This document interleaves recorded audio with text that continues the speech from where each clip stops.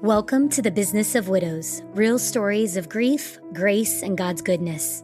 I'm your host, Abigail Peterson, and this is a special space for those who are walking through the unimaginable. Here we share honest, unfiltered conversations with widows and widowers who have lived through deep loss, yet have encountered God's presence in the middle of their pain. Each episode reminds you that your grief is real, your story matters, and you are not alone. So take a deep breath, come as you are, and join us as we explore heartbreak, healing, holy moments, and the unexpected goodness of God, one story at a time. Hello, and welcome back to this episode of the Business of Widows podcast. I am so grateful for every opportunity and every widow and widower that I've had a chance to meet through this venue. And my guest today is one of those beautiful ladies. And let me introduce you to Sister Dora O'Gorman. We actually met through the podcast, and it's been a pleasure having an opportunity to message back and forth and get to know you, sis. So please introduce yourself and share your story today. Thank you so much, Sister Abby, for having me on. And thank you for your burden for widows. In the middle of your own pain and heartache, you have chosen to encourage others. So God bless you for that. My name is Dora O'Gorman. I live in Northern Colorado. My husband was Kenny O'Gorman.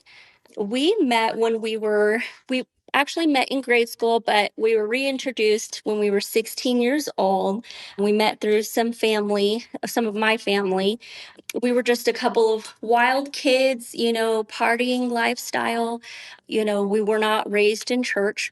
So we lived a life out in the world, I mean, there's a whole testimony in that, in that self. We were, like I said, we were in the party lifestyle. So there was addiction. At one point, we were homeless. And, God, in all of that, though, I can honestly and truly say we both knew we needed God, and we would have moments where, we would, we would think about dying or something like that. We were like, oh, we've got to get right first, and it's kind of funny. We're from Texas, and it's like almost everybody there knows that, well, if you're not right, you ain't right. You need to get right with God, and so we had that. I could honestly say, like, a fear of God in our hearts, a reverence for God still, even in that chaos, in that world out there. But thankfully God, rescued us out of that. And just in those days, we didn't get right with God right away. I still remember the day that me and my sister, it wasn't truth, but we heard the story of Calvary, my sister and we were sitting there together, and I was still in that party mindset. I was 18 years old, and my husband, he was in juvenile at the time. He was still in that. It wasn't quite juvenile yet, but it was like this in-between place that he was in because he found himself in trouble. And God was dealing with me out there while he was dealing with him in there. And my sister, both of us sat there and we heard that same message. And she was like so hungry for God. She just wanted so much more. But I knew I needed it, but I was still stuck in that rebellion, I guess you could say. I didn't want to, give everything up. I didn't want to live a life for God. And so she began, to get on fire for God. And I would find myself in trouble and things like that. And she would say, Dora, you need to read your Bible. You need to pray. And it was just like a constant reminder, you need to do that. So every time I found myself in trouble, I would go to my Bible and I would find my Bible and I'd read it. I would just, pray, God, help me. And I don't want to be this way and things like that. And, God, in all of his mercy, he rescued me out of that, and he saved me out of that, and he saved my husband. And so our story is one of redemption. I, think years forward, to where we were 5 years ago or something. And I think we should have never made it that far. Without God, there's no way we could have ever made it that far, just because of the decisions we made and the things, we allowed ourselves to get into just time and time again. And so I'm so thankful that even though I didn't really know God, He still had His hand on me time and time again. And so, like I said, our story is one of redemption. God rescued out of that. He saved us from addiction. He saved us from, you know, living that lifestyle, drinking and partying and just all of those things. We got married the same year that I got saved. And 2 years later, my husband got saved. And it took him a little while to get there. It took him a little while to trust, God's word and truth and things. And he just, it was hard for him to let go. But unfortunately, it wasn't long after he had a falling out, and he backslid. And so, but thankfully, he didn't go back to our past life or anything like that. We were still happily married and all of those things. He just wasn't in church. So for about 8 years, he wasn't in church. And so, but we built a life that we loved together still. We're originally from Dallas, Texas, so we had already moved to Colorado. We have three beautiful kids. Now they are 19, 17, and 11. So they're all growing up on me, but it's been, beautiful to watch them in every stage. And one thing I can say that is just so beautiful to watch in them is seeing my husband and every single one of them. I can see just my oldest son, he thinks so much like him.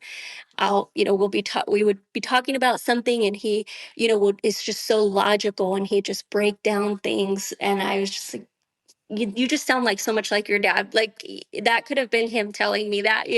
And he was like, well, I just don't see how you could make sense of anything else. So I'm like, "Yeah, okay." And my daughter, she's a go-getter. She's just like him, and she's the girl version of him. I tell her that all the time. You're just so much like him. She doesn't wait for anything. She's 17 years old. She graduated early from high school, graduated when she was 16, then turned 17, and she's going to be going to school. She wants to be a nurse practitioner, so she starts college this coming fall. She doesn't slow down for anything, even though I want her to a little bit.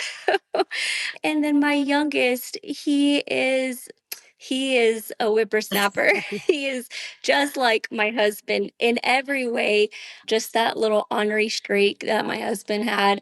He's got a little bit of that in him. He's a jokester, he's funny, and he's very quick-witted. I mean, he is just sharp as a tack. He keeps me on my toes and, on my knees praying too. So but yeah, and so, to just say a little bit about Kenny, he was always an entrepreneur. He was just very, I mean, he was probably a businessman from the time he was born. It was just in him.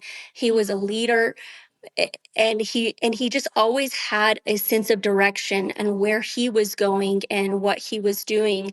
And so he was very much a visionary, and he would act so fast on things. What would take somebody, a week to work through, to decide, to weigh out the balances, he had it weighed out in the same day. If he had to think about it longer than a day, it was driving him crazy. He didn't want to do it. So he moved very quick. And, you know, him and my youngest boy would play chess every single night. And he'd always tell him, son, always stay 3 moves ahead, or you're always thinking forward. You're always thinking of your next move. You're not thinking of your move while you're in it. You're past that. And he lived life like that. That's how he lived life. And he loved to make people laugh. He was such a blast to be around. Things were never boring with him. The kids, I mean, we could just be doing nothing. That was actually one of our favorite things to do, was sit in the living room, and it would start off with us just talking, and then he would, poke one of the kids and they'd poke him back, and then they're taking his hat, and then just chaos would go from there, and they're running around the house and the dog's chasing them and everybody's laughing, and it was just so fun, and I was always the referee. When it got Mhm. too rough, I'd be like, okay, let him up, telling my husband, Yes. let him up. Or in the end, when he was done, and he'd say, okay, Dora, make him stop. And so I'd have to get the kids and settle them down. But it was so fun. That was just, us, what we just enjoyed doing, our everyday. And so, unfortunately, he was hit by a drunk driver in 2023. Thankfully, I didn't mention this part before. He was Before that happened, he did get back in church. He got saved, and he, renewed his life with God, and he was so on fire for God. And if you knew him as the businessman, everybody knew him with, as fire. He was a go-getter. He was going to get things done. He was enthusiastic about everything, like I said before, but he was, not so serious, but you took him seriously. And so he, maintained that, image of himself. But I remember when he got in church, try not to cry, when he got in church, I just watched how he warred with himself, with God and with the calling of God in his life. And I would watch how God would just deal with him, and, that struggle to let his will, die, and let the will of God be fulfilled in his life. And he would overcome those things, and move forward in God. And he just moved forward so fast. Again, he's always moving quickly. But one thing that always just was just such a blessing to see when we were in church is his worship to God. And he first started out, he'd just do a little jumping in his pew and just kind of, yeah. And then he started out, he'd move in the back, and he'd just, worship in the back. He didn't want anybody to see Mhm. him. And he's like, yeah, I feel real good back there. And one day he just told me, I seen him go up to the front, and when you think of worshiping like David, that song, Dance Like David, that is what he would do. And ah, That's beautiful. he, I remember, I remember that day when he moved to the front, and he said, he told me after service, he said, I didn't want to do that. He said, did I look stupid? Was everybody laughing at me? Was everybody looking at me? Just, and all of this stuff. And I was like, no, like, I just told him what a testimony it was, and just how powerful it was, and to see that. And he said, I didn't want to do that. He said, but I just felt God drawing me. Mhm. He was like, he just pulled me to the front, and I couldn't even, help myself. He said, I just did it. He said, but I feel so dumb after. I said, well, you're not, and so, but that was his regular, way, is worshiping at the front. And it's just a testimony, in itself, of what God could bring you from. And I mean, even from the first day that he got the God that God called him. And I'm kind of backtracking a little here, but it's so powerful.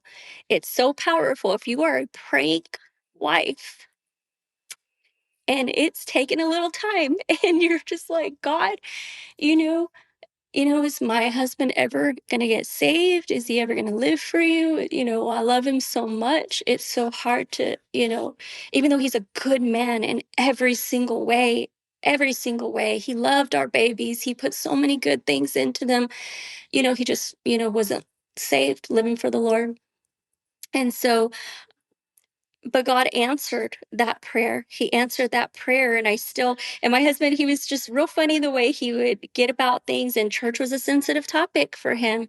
It was very sensitive for him. And he I remember the day he came up to me, he was just like, we were in our room, we are getting ready for bed, and we're doing our normal things. And he was standing by his dresser, and I was sitting on the bed, and he said, he's leaning over his dresser like he did every day when he was thinking, and he's just looked at me. He's like, well, I figure you're gonna find this out anyways, so I might as well tell you now, but I'm gonna come to church in the morning.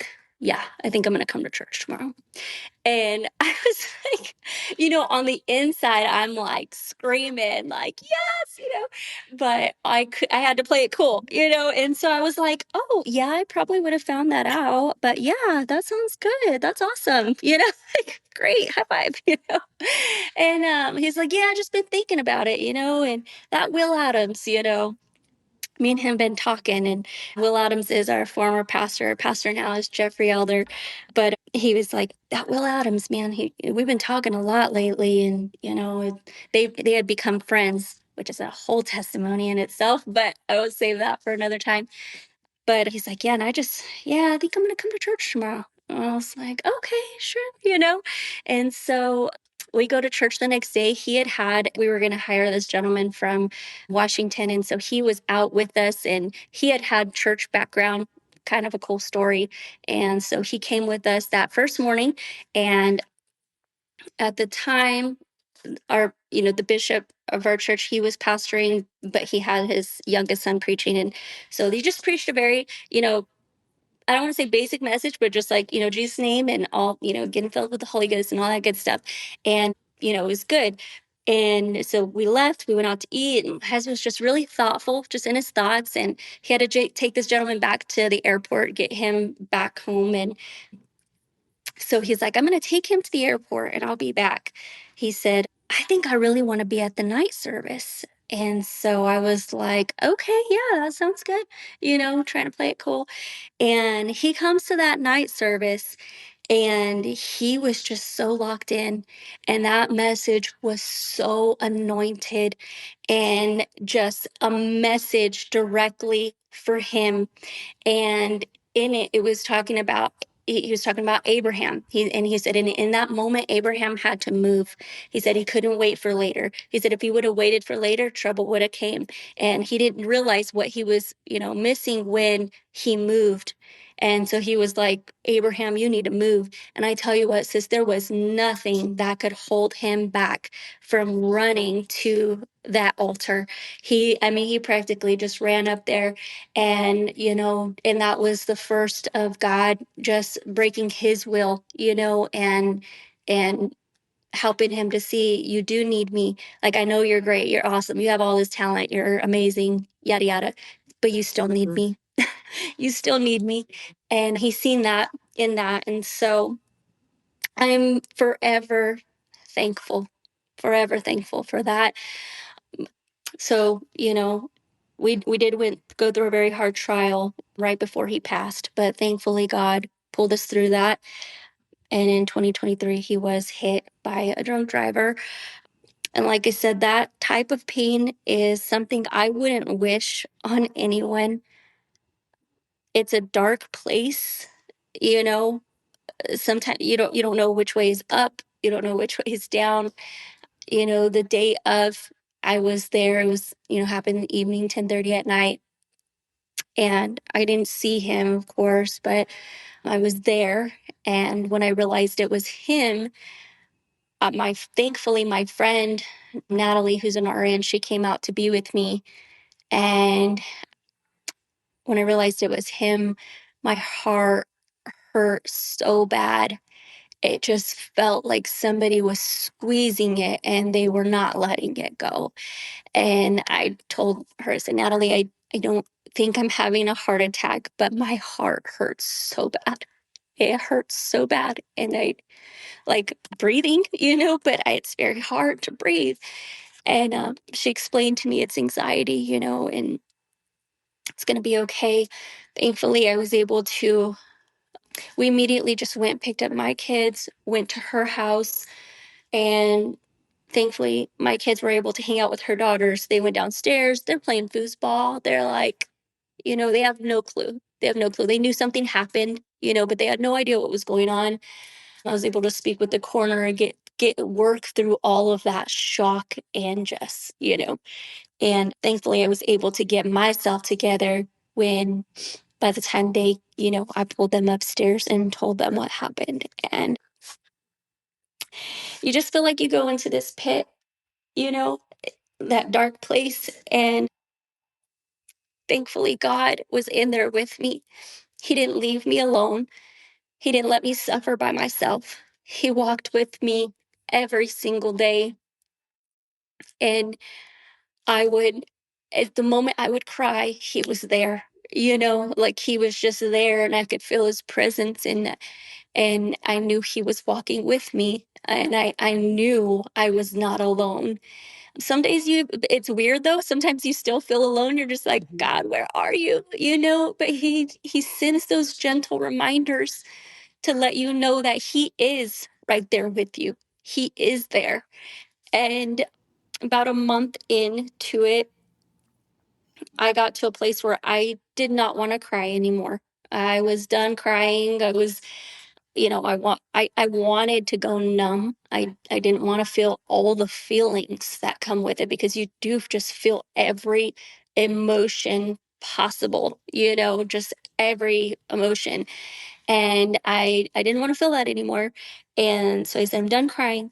And I was, headed to a business meeting. And so I was going up there, and this song came on, Faithfully by Toby Mac. And I knew that song has deals a lot with grief, and I knew it was going to make me cry. And so I, out of anger, I hit my radio and I'm like, I'm not listening to that. Like, I'm done. No, I don't want to cry. And God so gently touched me and just said, there is healing in your tears. Let yourself cry. And instantly I start bawling. So, and I'm thankful for that. I'm thankful for that moment that, he was right there, and he was telling me everything I needed to hear. Your healing process is, you have to feel all of these things. You have to deal with the grief.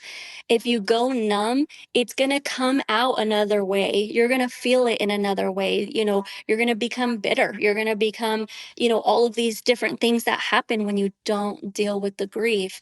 And thankfully, I yielded to that, and I fixed myself up and cleaned myself up, and I'm driving around till it's time for this meeting. And I see a brother from our church, and I see him, and I stop to say hello, and just to chat for a quick second. And he just looks at me, and he really looks at me, and he says, how are you doing?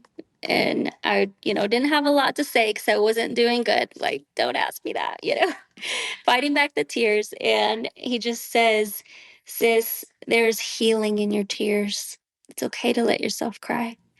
And that was just God confirming to me, like, not only am I going to speak to your heart, but I'm going to send somebody else to confirm that to you. And that's so beautiful about God, that he does send people into our lives. He does send people to speak those words. And in that, I was never angry at God. I was never angry at God, but I did ask why. God, why? Why did this have to Mhm. happen? Why is this my story? Why is this my kid's story? I don't understand why it happened, and I still to this day don't fully understand why it happened. But in the process, I didn't realize I had so much anger in me. I didn't realize it. Dear brother in our church, Caleb Eugene, he preached a message, and I think it was called When Favor Wasn't Fair, When Favor's Not Fair, something like that. I probably got that wrong. Sorry. But he spoke a lot about grief, and he understands a lot about that. And he spoke a lot about on grief and letting God come in, and but he really touched on anger. And I got to the altar bawling my eyes out, but I was like, but I don't have a lot of anger. I'm not really angry. I'm not, I'm not dealing with that, but it would come out in other ways. And I didn't realize that that is what it was.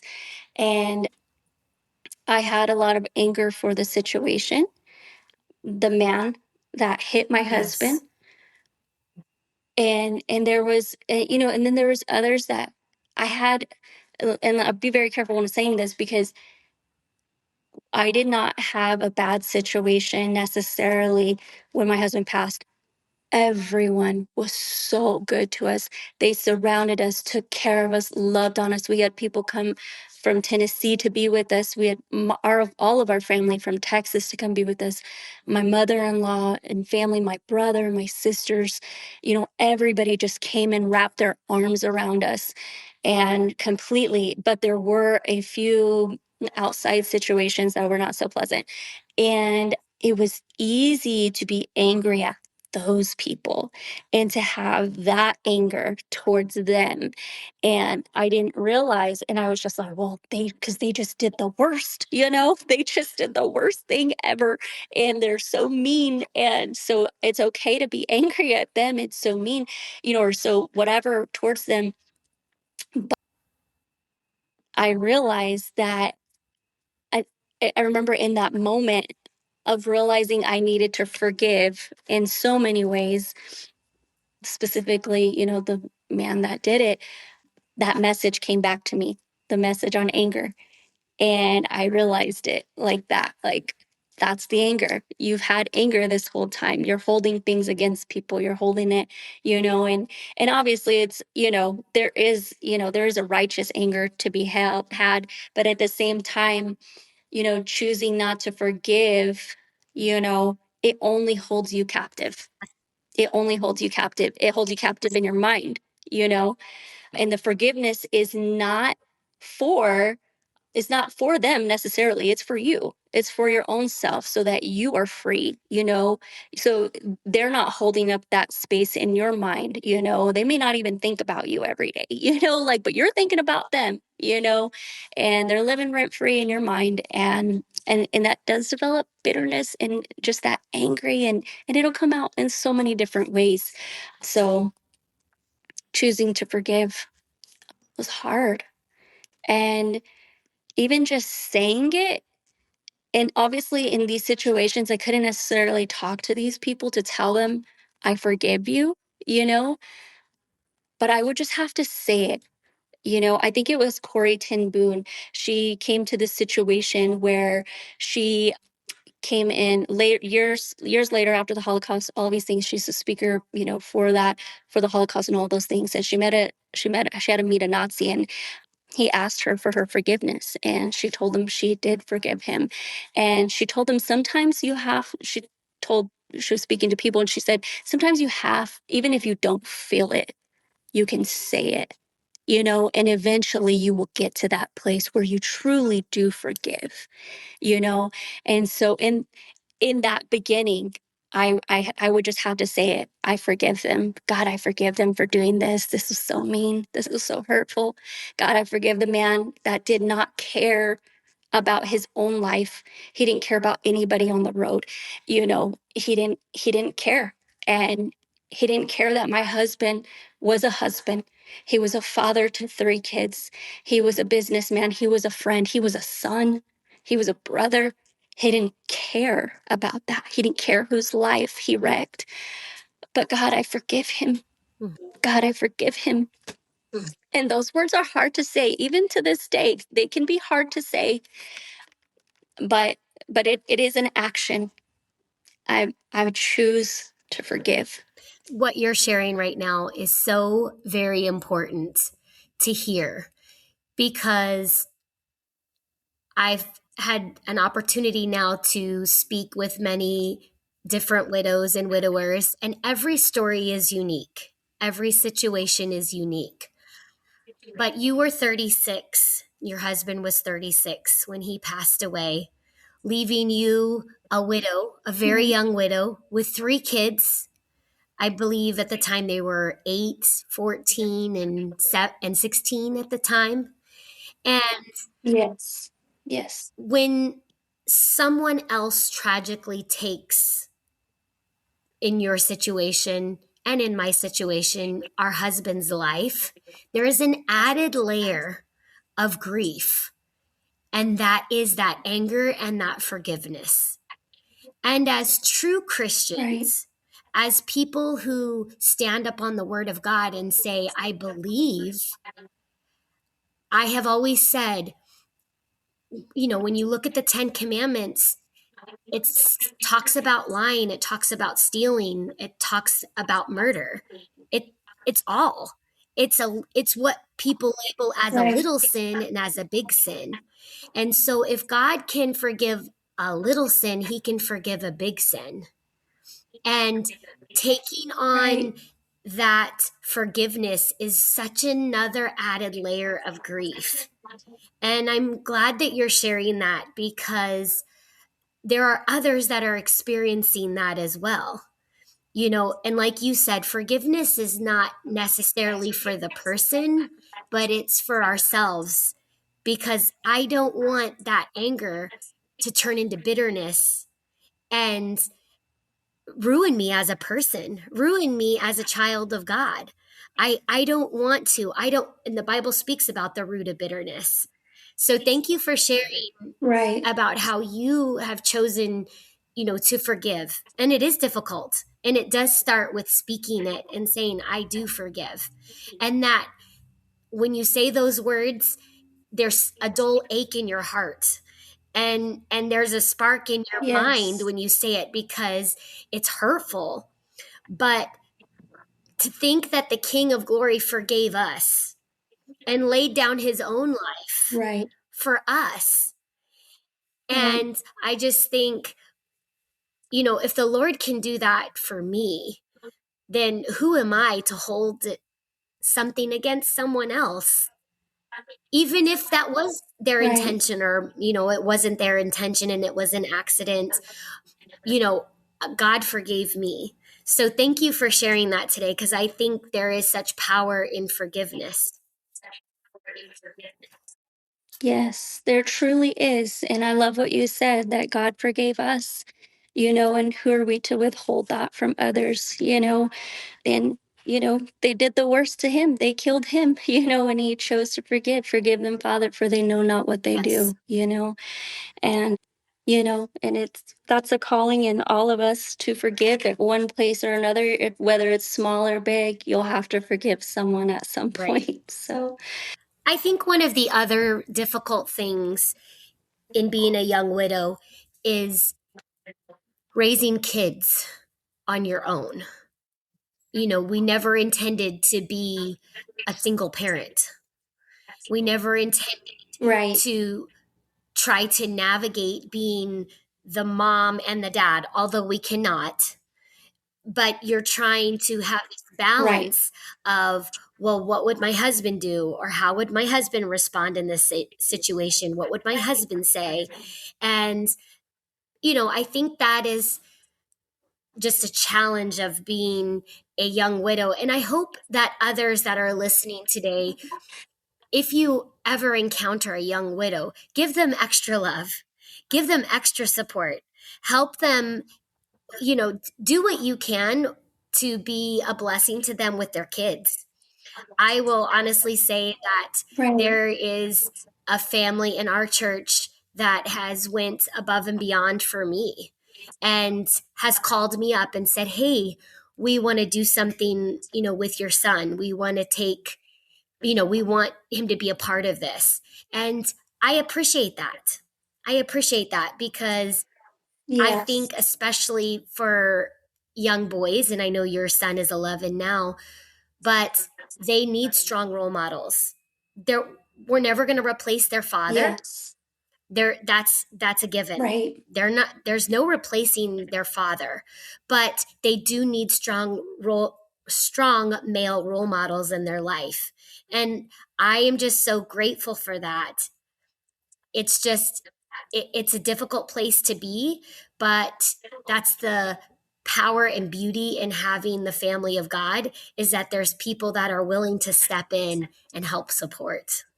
Yes, and I'm so thankful that we have that as well, everyone in our church, and there's some very specific people that have chosen to just love on my kids and have connected with them, every single one of them, on one way or another. And I'm just so thankful that we've had that. And God just brought so many people into our lives, and that have loved on our kids in one way or another. And myself, and just encouraged me and helped me.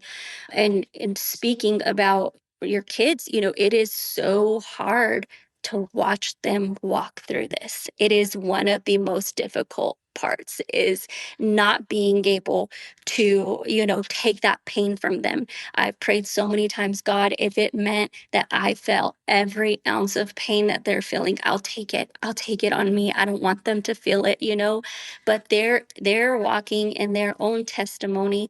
This is their walk, and so unfortunately, they do have to feel that and deal with that in a healthy way. All three of my kids handled it so differently. I would say I lost my dad when I was 29. I was married, had three kids, lived in a whole nother state, completely independent from him. But he was such a good dad, as for a girl, every the first man you're ever in love with is your daddy, and so I loved him so much. He was such a good man. He was a bear of a man. On the outside he was big muscles, very intimidating looking, but on the inside he was just such a soft teddy bear, and I just loved him so much. But when he passed, I had lost a sense of security. It was sudden. We didn't know he had heart disease, and he went into cardiac arrest middle of the night. We had no idea. You get the phone call, whatever. And I had totally lost a sense of security and protection that I didn't realize he provided still. Like he still was providing that for me at nearly 30 years old. And, I didn't realize it until he was gone. And so to know that my children have faced that at a younger age, and it's magnified to, so much more because of their age, because they're in stages where they still need their dad so Mhm. bad. They still need him so bad. My oldest boy just being in the place of starting out his life, of growing up and needing direction and guidance and all of those things, and him not having that, is just so hard. But I am thankful for the people that have stepped in and that have, loved on them, spoken a word into their lives, has been kind to them, takes them places, and, just do things with them.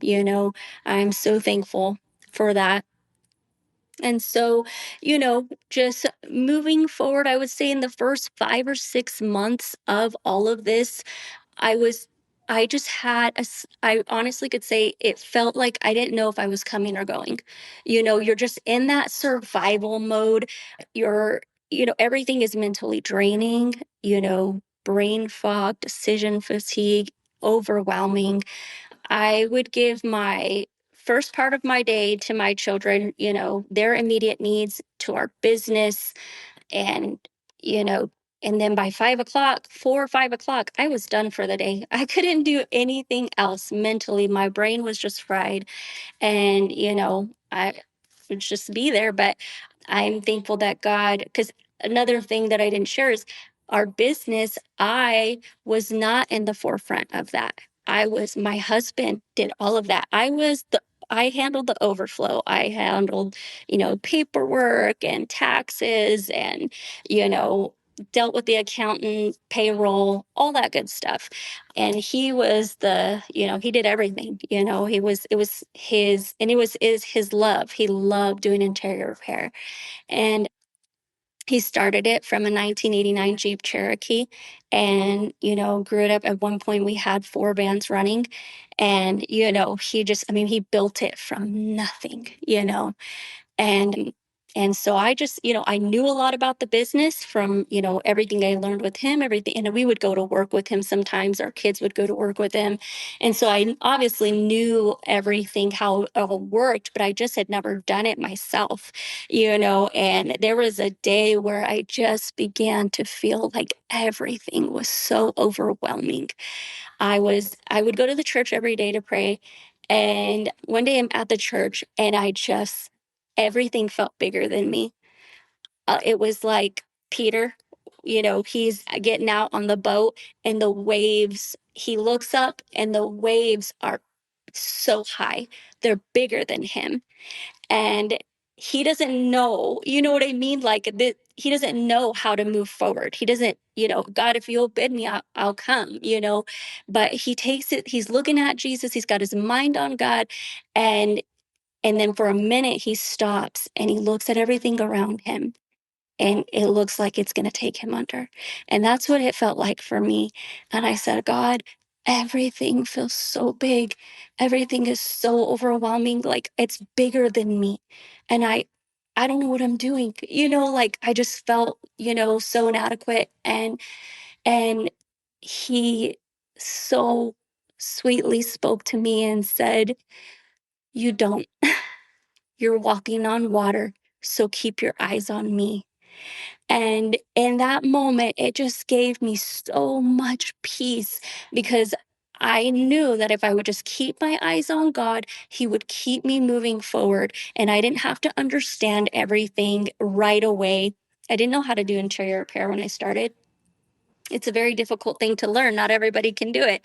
And you have to have an eye for it. And but I didn't know how to necessarily do it. So I relied on my guys a lot and they helped me quite a bit.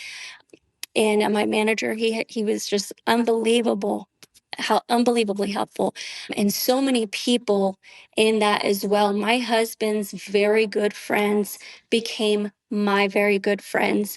There's so several of them, but the closest ones, were just there. Right, they were a phone call away. I could call them, hey, I've got this going on. I don't know what to do with this, and they would tell me, okay, this is what you should do, and they'd help me walk through it. And I'm very thankful for that. I could not have gotten through that initial process without them, and thankful that he's put my foot on a firm ground. I can, I do know what I'm doing now, thankfully, and I know how to do interior repair and, I know how to handle it now. But in that beginning, it was very scary. It was very scary. I didn't, but I'm thankful that everybody that we work with, they were so good to us. All of our dealerships and our accounts, they were so amazing. And they loved Kenny. They loved him. And many of them were so kind to us. And yeah, I'm just thankful. I'm thankful for my manager. He helped me so much, Dominic. He helped me so much in that beginning. And several others, like I said, some very close friends, Jerry, Cole, Michelle, they were huge helps during that. And so moving forward into that year process, or into that year mark, I still I'm running the business. I'm, taking care of the kids and we're just living everyday life. But I began to feel a loss of identity, because I'm past that foggy part. I'm out of like the initial survival mode and it's like just reality is setting in and you start to grieve that companionship, and I told Kenny, I would always tell him that I love being your wife. I don't love just being a wife. I love being your wife, and I felt that every bit of that. And so that companionship, you grieve that, and you start to feel like, well, who am I outside of being Kenny's wife? Like, I don't know. I was just a 16-year-old girl. Like, I was just a kid, And so we've always been, just me and him facing the world, And so it was very hard to come to find that sense of purpose. Obviously, I'm a child of God, I'm a mother, and all of those things. But again, who am I outside of being his wife? Thankfully, God has walked me through that journey. I'm still figuring that out, but He is taking me to places I never would thought I would ever see. He's done things in my life that I never thought He would do. And looking back, you hear life is a journey. I never fully understood that until now. Mhm. I never understood that. I look back at moments of our life and mountaintop moments. My favorite part of my life was being little, stay at home wife, homeschool mom, just living my best life, taking my kids to the library, story time, all that fun stuff, and just doing things with them, spending time with my husband. Like that was my favorite time of my life, but that doesn't last forever. Kids grow up, they move out, my daughter's, like I said, my son's moved out, my daughter's going to college next year, so I'm entering into a new stage of life, even beyond just being a widow and things like that. And I'm thankful that God is with us every part of the journey. He When we're on those mountaintops, be thankful for them. They're beautiful, but He really does do His best work in the valley, in those dark places, in those hard places. He is growing something in you. He is stretching you. He is making you into the person He wants you to be. Don't be afraid of it. Don't resist it. Let God minister to you in those dark places, and feel every feeling there is to feel, because He is growing you. It hurts, but at the same time, you'll look back and be thankful for it. It's just like working out. I don't know about you, but when I work out, it hurts. Mhm.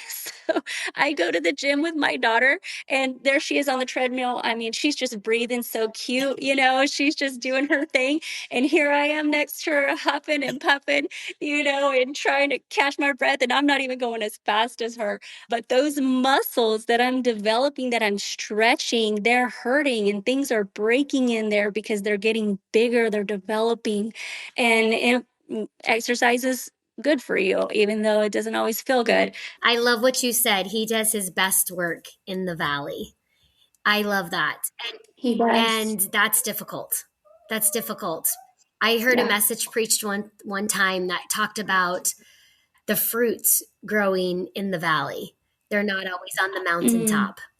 And we love to yeah. live in the mountaintop because that's the high and Yes. that's the excitement and that's where we feel Right. free.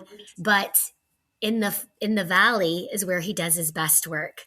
I have genuinely appreciated everything that you have shared today. You have just been such an inspiration. And again, I have so much compassion and empathy for you. You also are a young widow, raising young children.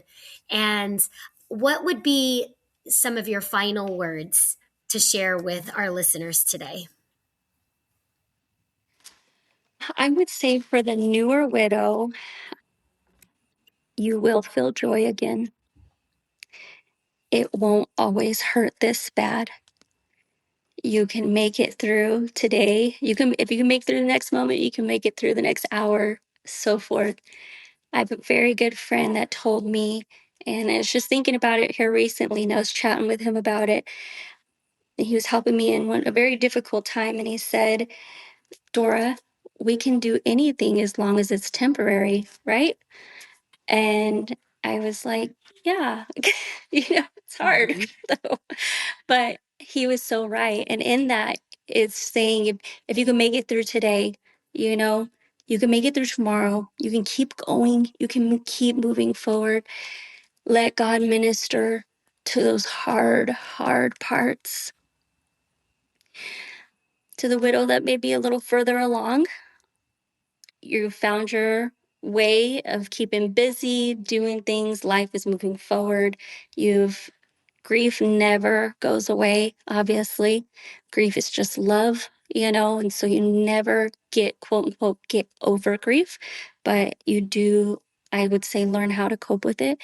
But on those hard days, the days where maybe feeling alone is really loud, it's really loud in your mind. Run and fall on the word of God. Don't be distracted by things. Don't, social media is fun, but don't let social media fill that void. Don't let the wrong things fill that void. Let God and his word fill that void. It you're going to feel a million times better, I promise, other than numbing it. That's such great advice. So, yes, so fall on the word of God, let him speak to those empty places, and he's still with you and walking with you every day. So, He is. Well, thank you so much, Sister Dora O'Gorman, for being here today, for sharing your heart, for sharing your story, and for sharing how God has kept you from the very beginning, from a teenager, how he's kept you along the way. And one part of your story that also really touched my heart today was that God is such a merciful God. And throughout your story and throughout your husband's story, we see God has continually been there. And what an awesome God we serve that kept your husband. Even when he wasn't living for him, God kept him. And yes, what yes, a privilege it is to know and to have that assurity of where your husband is right now. He's in the right, presence of the Lord. And I have yes, that assurity of where my husband is. I know he's in the presence of the Lord. yes, And I'm just, right. I'm just, again, it's just a reminder today of God's goodness and his mercy and his grace. And thank you for sharing that today. Thank you for listening to The Business of Widows. If today's conversation brought you comfort, clarity, or hope, I invite you to subscribe, leave a review, and share this episode with another widow or widower who might need it. Remember, you are loved, you are seen, and you don't have to walk this road alone. Join me next time as we continue sharing real stories of grief, grace, and God's goodness, because healing is holy and hope is still alive.